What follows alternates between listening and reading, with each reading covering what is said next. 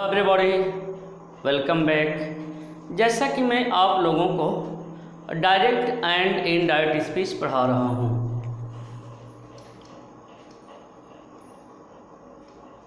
Direct and indirect speech.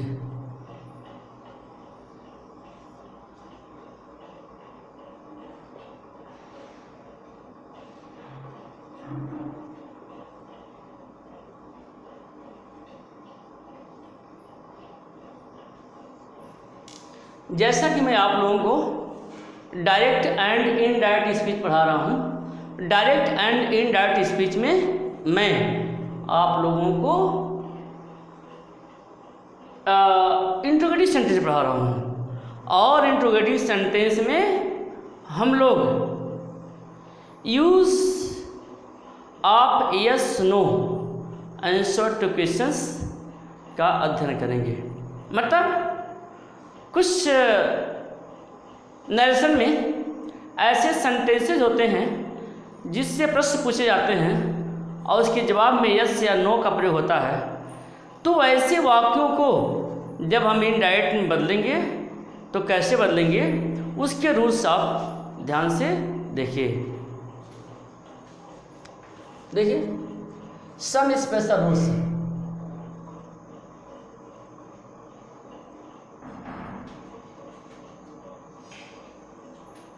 इससे पहला देखिए, सम स्पेशल रूल्स में देखेंगे yes no answer to questions. Yes no answer to question. यानी जब डायरेक्ट स्पीच में किसी प्रश्न के जवाब में यस या नो का प्रयोग हो तो हम कैसे बदलेंगे। फर्स्ट मैं आपको एक सेंटेंस लिखता हूँ, फिर उसके माध्यम से मैं आपको बताता हूँ। जैसे मान लीजिए आप कहते हैं he said to his friend are you going to market. His friend said yes. बनाइए,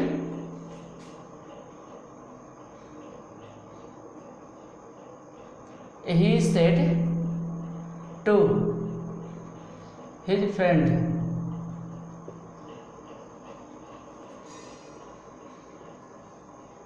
are you going to market। ठीक है, तो his friend said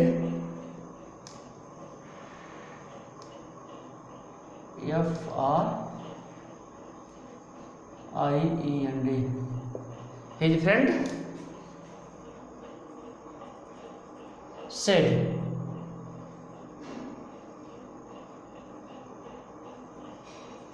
yes। इसमें थोड़ी सी बातें जुड़ गई हैं। यह तो पहले वाले ही हैं, तो पहले वाले के नियम से बना लेते हैं। He said to his friend are you going to market। हम पहले वाले नियम से पहले इसे बना लेते हैं। यह नई बात है तो हम इसके लिए भी आपको रूल बताते हैं। तो पहले इसे बना लेते हैं।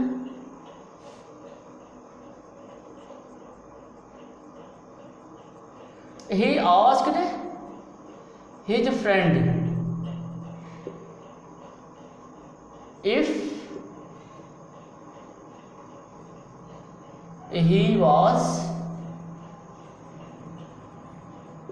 going to market। चलिए, यह तो पहले रूल पर आया था, आपने बना लिया। नई बात यह जुड़ गई है, हिज फ्रेंड सेड यस। ठीक है, तो यहाँ देखिए, फिर आगे लिखिए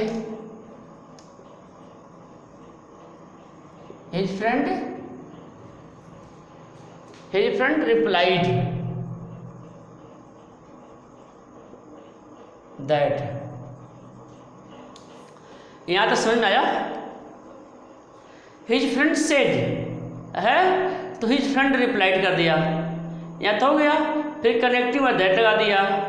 और जब यस या नो का प्रयोग होता है उस कंडीशन में जब हम इनडायरेक्ट बदलते हैं तो यस या नो की जगह पर क्या करते हैं, पहले वाले सब्जेक्ट और वर्ब को दोबारा लिख देते हैं।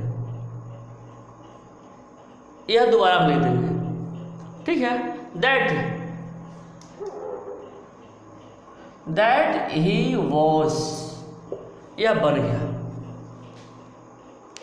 देखिए, he said to his friend, वह अपने दोस्त से कहा, are you going to market, क्या तुम बाजार जा रहे हो। हिज फ्रेंड सेड, उसके दोस्त ने कहा, यस, हाँ। ही आस्क्ड हिज फ्रेंड, वह अपने दोस्त से पूछा, if he was going to market, क्या वह बाजार जा रहा है। हिज फ्रेंड रिप्लाइड, उसके फ्रेंड ने जवाब दिया कि ही वॉज मतलब he was going to market, कि वह बाजार जा रहा है। ही वॉज से सेंस आ जाएगा, ठीक है। उसके बाद इसे बदलने का एक और भी रूल होता है। इस वाले पार्ट को हम दूसरे तरीके से बदल सकते हैं, अर्थात हम यह कर सकते हैं, his friend replied in the affirmative, ठीक है। His friend replied in the affirmative, ऐसे भी कर सकते हैं, यानी दूसरे तरीके से ऐसे बनाइए।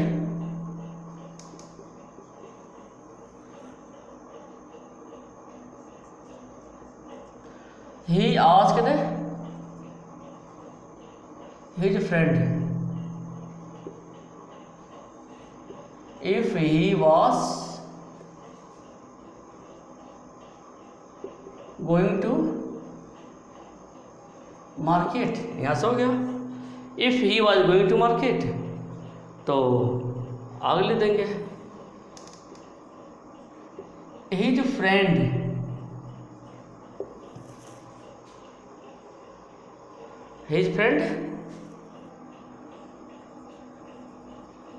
replied in the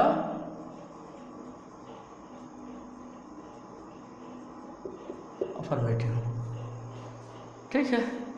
तो ऐसे बन जाएगा, his friend replied in the affirmative, बन जाएगा आपका। देखिए, समझ में आ गया हो। He asked his friend if he was going to market. His friend replied in the affirmative, मतलब सकारात्मक जवाब दिया कि हाँ वह जाएगा, तो ऐसे हम बदल देंगे, ठीक है। चलिए, अब मैं आपको एक नेगेटिव से वाक्य दे देते हैं, एक नेगेटिव से क्वेश्चन दे देते हैं। देखिए आप कैसे करेंगे, यह समझ में आ गया होगा। कुछ ज़्यादा नई चीज़ नहीं है, बस यहाँ से यह नई चीज़ हो जा रही है। तो इसके लिए हमने आपको बताया दो तरीका, his friend replied that he was, या his friend replied in the affirmative. आप ऐसे बनाइए, दोनों में से किसी भी तरीके से आप बना लीजिए। चलिए, नो से एक एग्जाम्पल देते हैं। देखिए,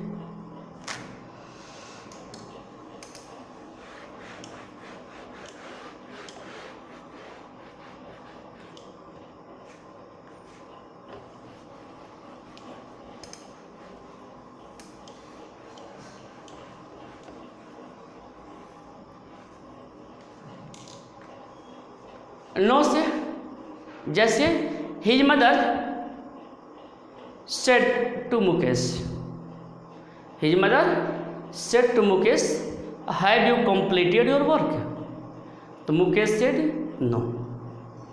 देखिए, सेकंड एग्जाम्पल है,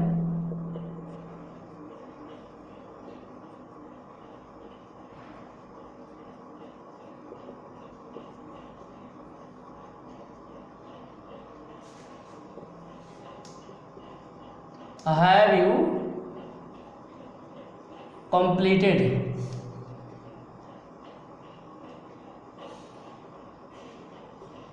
your work, तो मुकेश सेड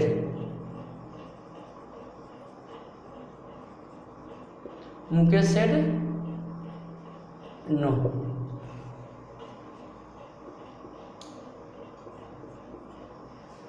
देखिए इसमें भी वही बात है, यहाँ तक जो है पहले रूल पर ही बेस्ड है। तो बनाते हैं।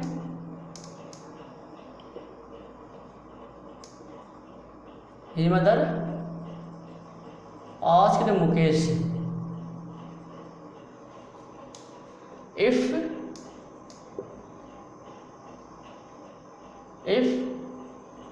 he had completed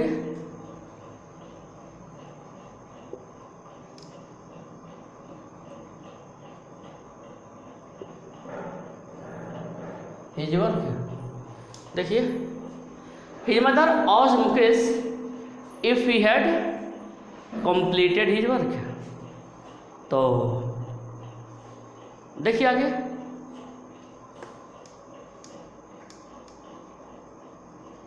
Mukesh said that, हो गया।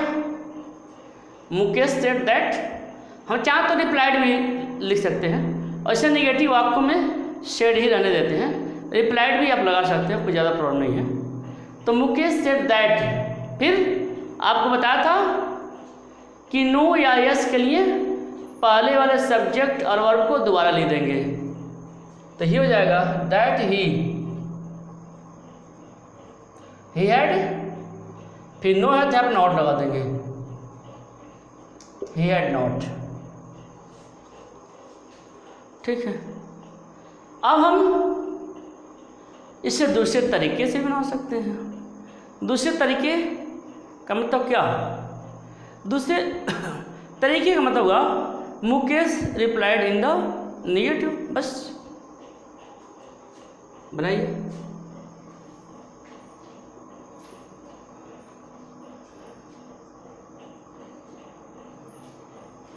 His mother asked Mukesh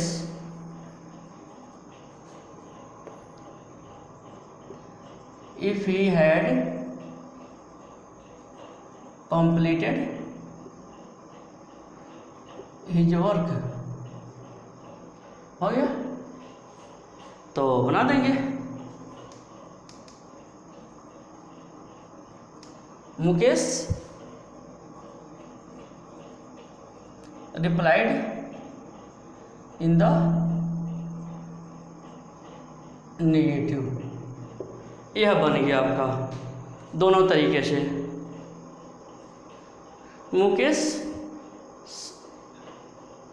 Mukesh said no, Mukesh replied in the negative. इस तरह से आपने दोनों तरीके से बना लिया। ठीक है, तो ये आपके कुछ रूल्स हैं।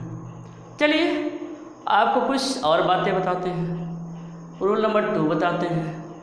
देखिए रूल नंबर 2 में हमें यह बताना है कि जैसे मैंने आपको बताया है कि यदि रिपोर्टेड स्पीच इंट्रोगेटिव है तो कनेक्टिंग वर्ड इफ या वेदर लगाएंगे। तो हमने अधिकांश जवाब है इफ का प्रयोग करके बताया है, लेकिन वेदर भी बताया हुआ है कि वेदर का भी प्रयोग करते हैं। वेदर का जो प्रयोग है वह लिमिटेड है। कहाँ प्रयोग करते हैं मुझे आपको आज यही बताना है। तो देखिए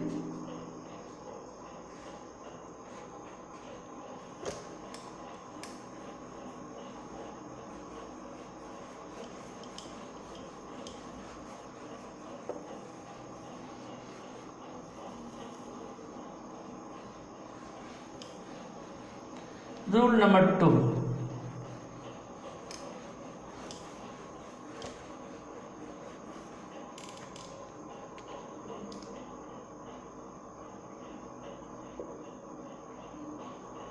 यूज ऑफ वेदर।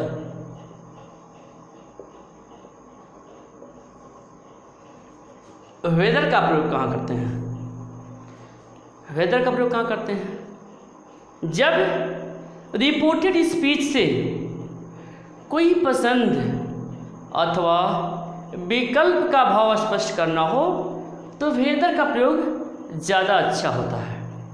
ठीक है, जैसे do you want to go by air or sea, the traveller agent asked. देखिए, do you want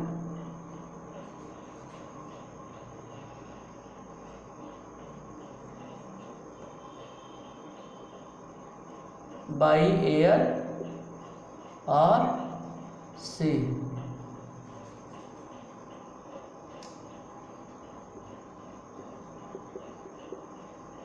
the traveler agent asked। चलिए,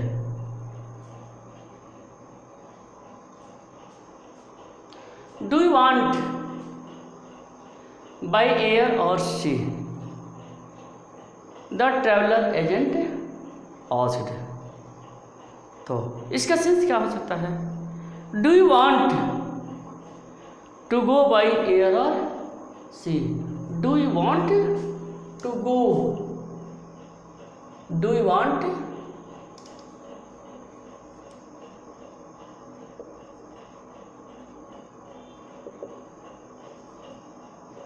to go, do you want to go by air or sea, the traveler agent asked। Traveller agent ने पूछा, do you want to go by air or sea, कि आप हवाई जहाज से यात्रा करना चाहते हैं या जलयान से यात्रा करना चाहते हैं।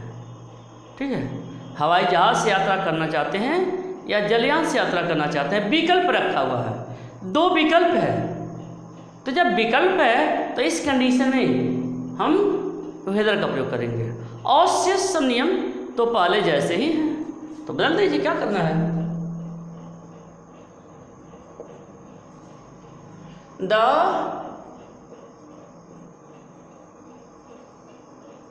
Traveller agent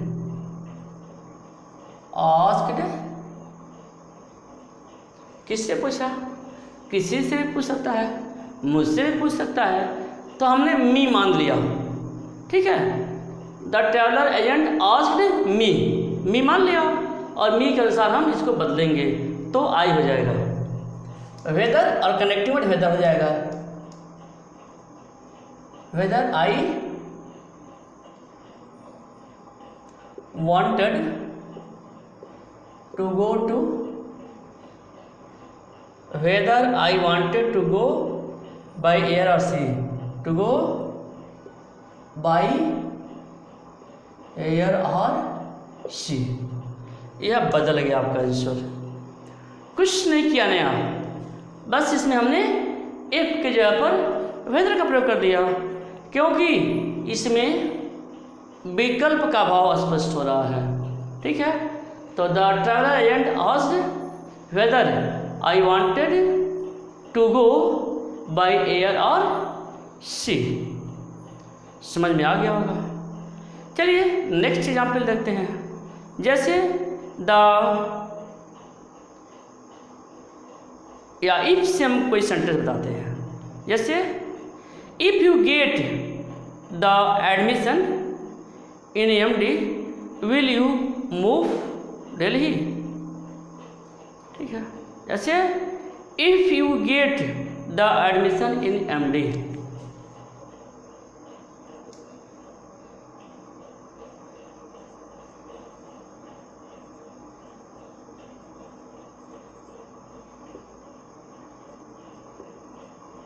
if you get the admission in MD।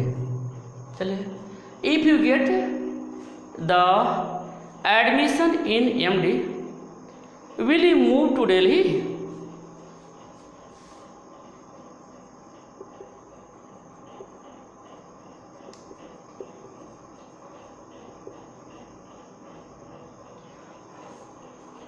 देखिए, will you move to Delhi? His father said to him।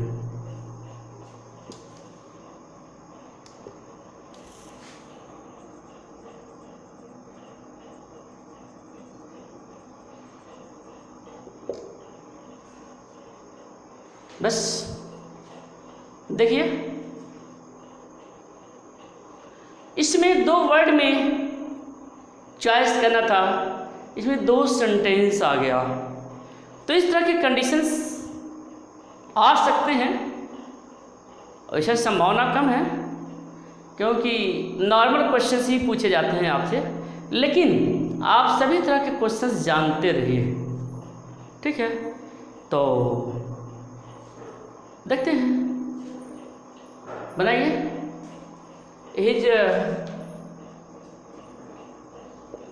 His father asked him, हो गया। इफ है whether he got the admission, whether he got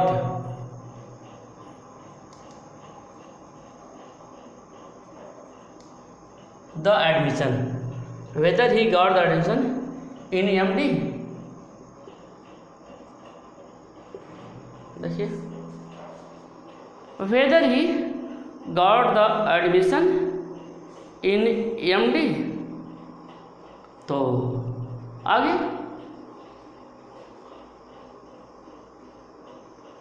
he would move to Delhi,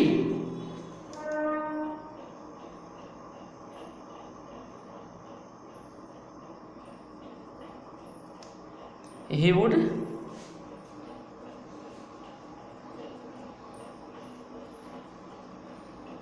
move to Delhi।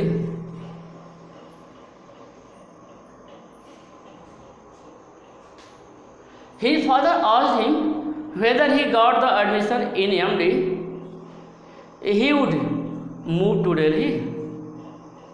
तो इस तरह से आपने देखा, यह बड़ी ही इजीली बन जा रहा है, ठीक है।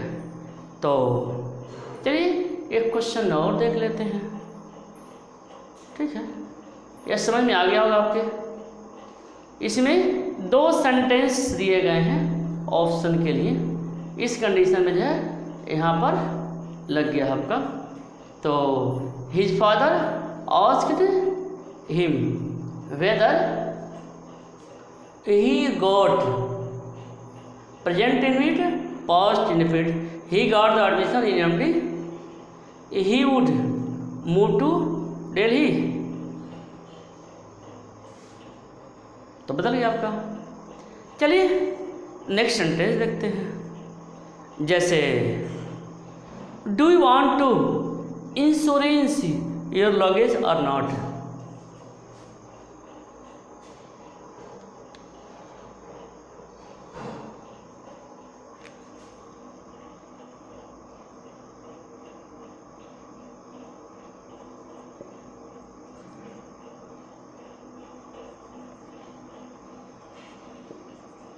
Do you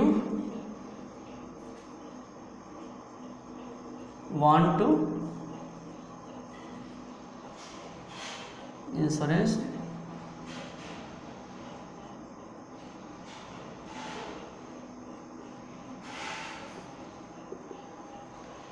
do you want to insurance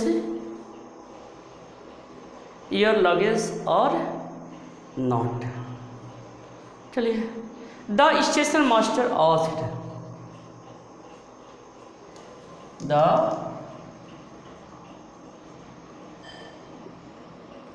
station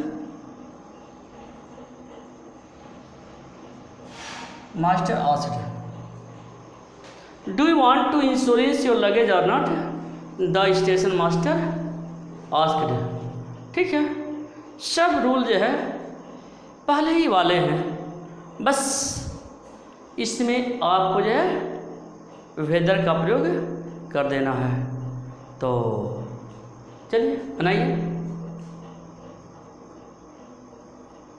the station master asked,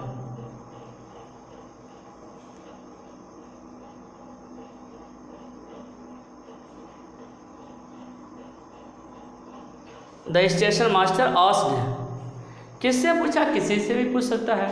first person pronoun हो सकता है, सेकंड पर्सन प्रोनाउन हो सकता है, थर्ड पर्सन प्रोनाउन हो सकता है।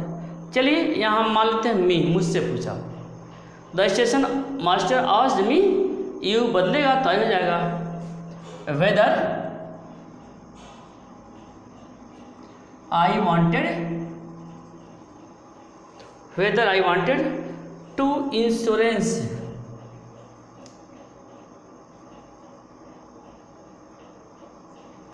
Insurance my luggage or not.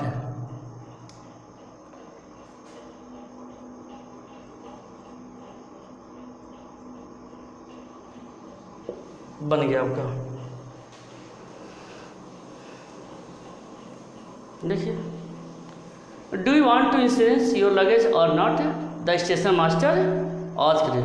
The station master asked where I wanted to insurance my luggage or not. ठीक है, माई है, मी के साथ बदलेगा, योर है, मी के साथ बदलेगा तो माई हो जाएगा। तो इस तरह से आपने देख लिया, आप इसे समझ भी गए होंगे। चलिए अब मैं आपको एक रूल और बता देता हूँ।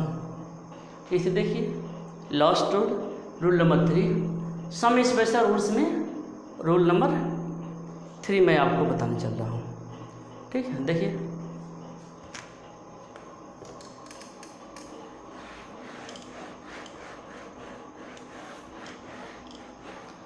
रूल नंबर 3 देखिए,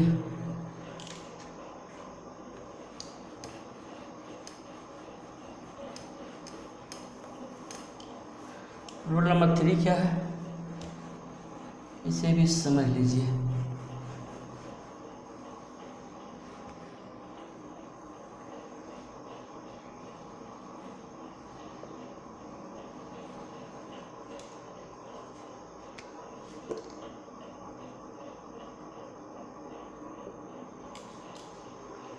रूल नंबर 3 क्या है, यूज ऑफ शुड के बारे में बताते हैं आपको।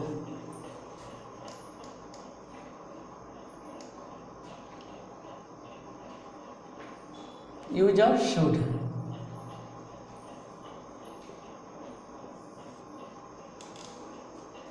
इसमें हमें यह बताना है कि यदि रिपोर्टेड स्पीच से कोई प्रार्थना की गई हो जिससे सलाह का भाव स्पष्ट हो, उस कंडीशन में सेकंड और थर्ड पर्सन के प्रोनाउन के साथ शुड का प्रयोग अच्छा रहेगा।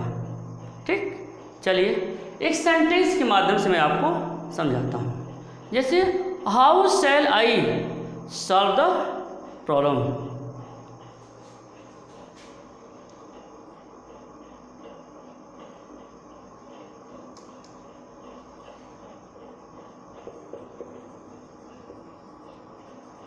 How shell I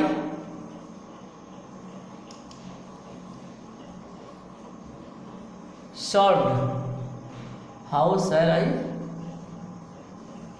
solve the problem?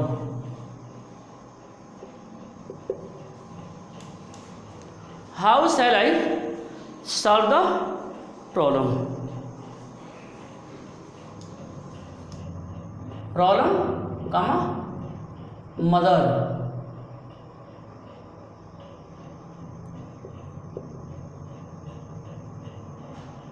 He said, how shall I solve the problem, mother? माँ, समस्या का हल कैसे करूं? समस्या का हल कैसे करूं? तो देखिए, यह इसमें प्रार्थना किया गया है जिसमें सलाह लिया गया है। तो इस कंडीशन में आप शुड का प्रयोग करेंगे सेकंड और थर्ड पर्सन के प्रोनाउन के साथ भी। तो बदलिए, वोकेटिव केस है तो या करके यहाँ पर ऑब्जेक्ट बन जाएगा। ही आस्क्ड हिज मदर, यहाँ तक हो गया। He asked his mother how a first person noun है, सब्जेक्ट कैसा बदलेगा, हाउ ही। यहाँ पर आई से सेल लगा हुआ है तो ही के साथ विल होना चाहिए, और जब विल होगा तो वुड होगा, लेकिन यहाँ पर वो कंडीशन नहीं फॉलो होगा। ठीक है, जैसे हमने बताया आपको, यदि प्रार्थना सलाह लेने के लिए की गई हो तो उस कंडीशन में सेकंड और थर्ड पर्सन के प्रोनाउन के साथ भी शुड का प्रयोग अच्छा रहेगा। तो देखिए, he asked his mother how he should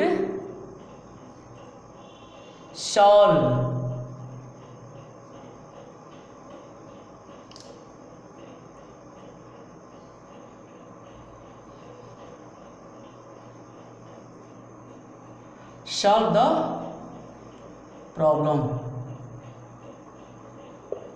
बदल गया, देखिए, he asked his mother, clear, how he, ठीक है, शुड सॉल्व द प्रॉब्लम। यहाँ वुड के भ्रम में नहीं जाइएगा, यहाँ पे शुड का प्रयोग होगा, यह स्पेशल रूल में इसे आपको बताया गया है।